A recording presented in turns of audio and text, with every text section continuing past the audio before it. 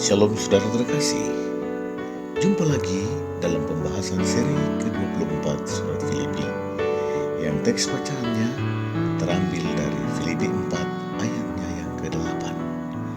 Jadi akhirnya saudara-saudara, semua yang benar, semua yang mulia, semua yang adil, semua yang suci, semua yang manis, semua yang sedap didengar, semua yang disebut kebajikan dan patut dipuji, pikirkanlah semuanya itu.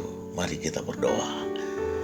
Kepadamu ya Tuhan Allah Bapa yang Maha Kasih, Maha Kuasa dan Maha Mulia, bahwa dalam Tuhan Yesus Kristus, saatnya bagi kami untuk teduh tenangkan hati kami di hadapan-Mu dan membaca, merenungkan suara-Mu. Di dalam nama Tuhan Yesus kami berdoa dan bersyukur dan mohon urapan-Mu. Amin. Pembacaan firman Tuhan ini saya beri judul Rahasia Berpikir Positif. Rahasia berpikir positif. Untuk berpikir positif bukanlah perkara yang mudah, apalagi ketika kita menghadapi masalah, tekanan, penindasan, persekusi, musibah, bahkan sampai kepada wabah, penyakit. Maka kecenderungan kita ialah berpikir dan bereaksi, bertindak negatif. Karena itulah Rasul Paulus menyuguhkan bagi kita rahasia berpikir positif sebagai berikut. Pertama, berpikir positif dimulai dengan berpikir benar. Berpikir positif dimulai dengan berpikir benar. Bukan berpikir yang salah, bukan menimbulkan kesalahan, bukan untuk mengorek kesalahan. Karena siapakah yang tidak bersalah? Siapakah yang tidak berdosa? Karena itu, hendaklah kita memulai dengan berpikir tentang kebenaran. Berpikir tentang sang kebenaran itu. Yaitu Yesus yang pernah berkata, "Akulah jalan dan kebenaran dan hidup." Janganlah pikiranmu mengembara di luar Tuhan Yesus.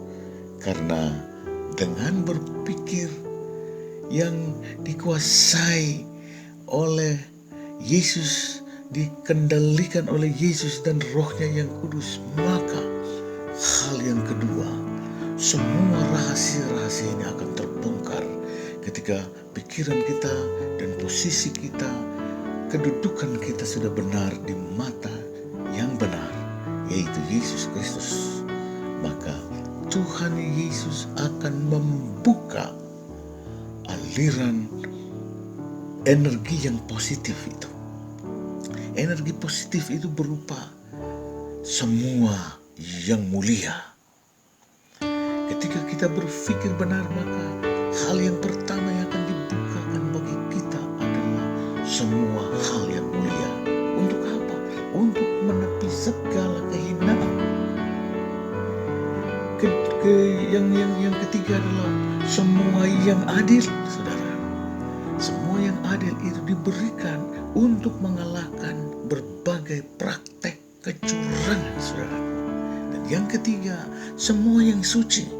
Semua yang suci itu dia anugerahkan untuk mengalahkan segala noda dan dosa. Yang keempat, semua yang manis itu diberikan supaya kita mampu membuang segala kepahitan hidup. Ada berapa banyak orang yang hidup dalam kepahitan oleh karena mereka tidak mampu untuk berpikir dan coba mengelola pikirnya untuk menghadirkan yang manis. Semua yang sedap didengar. Hal yang kelima, semua yang sedap didengar itu untuk menggantikan kata-kata pedas, kata-kata kasar yang syarat dengan cacian, umpatan, makian. Dan yang keenam, semua yang disebut kebajikan dan patut dipuji. Haleluya. Semua yang disebut kebajikan dan patut dipuji itu dia anugerahkan Tuhan. Untuk apa?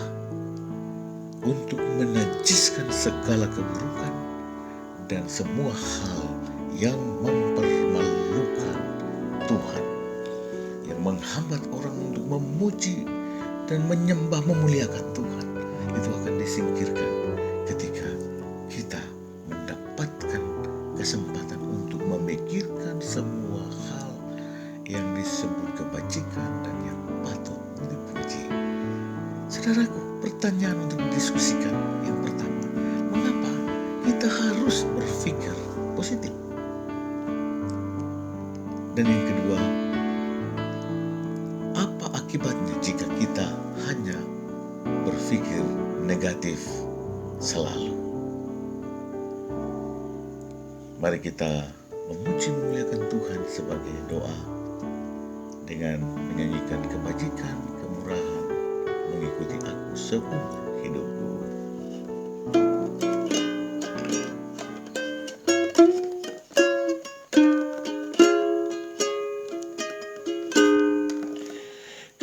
Kebajikan, kemurahan mengikuti aku sepanjang umur hidupku. Kebajikan, kemurahan mengikuti aku sepanjang umur hidupku. Ku kan diam dalam rumah Tuhan selamanya dan menikmati hidangan yang disediakan. Kebajikan, kemurahan mengikuti